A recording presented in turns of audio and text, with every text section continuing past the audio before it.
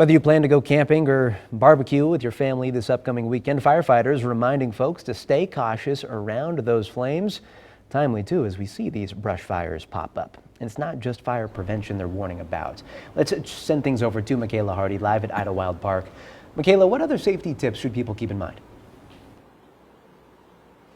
Well, Ryan, when it gets hot, a lot of people like to take advantage of the water, such as our local lakes or even the Truckee River right here behind me.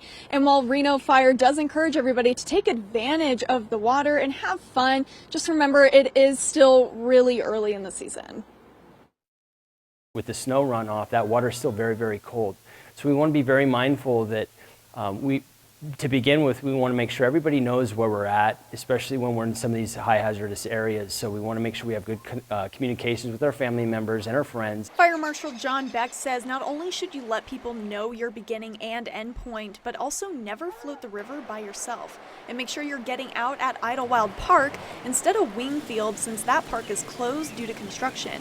If you plan on barbecuing or starting a campfire, check the weather throughout the whole day. The afternoon, just like clockwork is when the winds kick up. For this reason, Beck says you should be mindful where you're building a fire. He tells us a recreational fire needs to be at least 10 feet away from any buildings, and also at least 25 feet away from any combustibles such as vegetation and trees. We also want to be mindful of how large the fire is. So we recommend no higher than 3 feet and 2 feet wide. Beck says while having lots of family and friends around can be fun, make sure to not get too distracted. Keep children and pets away from the fire source to ensure no one gets hurt and nothing gets knocked over. And the person handling the fire is staying focused. We want to make sure that whoever is primarily cooking maybe save the glass of wine or cold beer for afterwards. In case a fire does break out, be prepared with equipment like a fire extinguisher, shovel, and water. And you can stage a garden hose so you can turn the hose on really quickly and you're not having to search for it.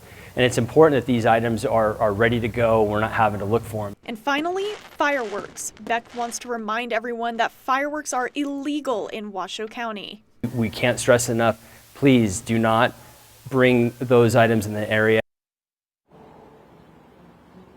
Yeah, if you do need to get rid of fireworks, you can easily just take them to any Reno fire station, drop them off, no questions asked, no consequences or anything like that. Covering the story live in Idlewild Park, Makayla Hardy, 2 News Nevada.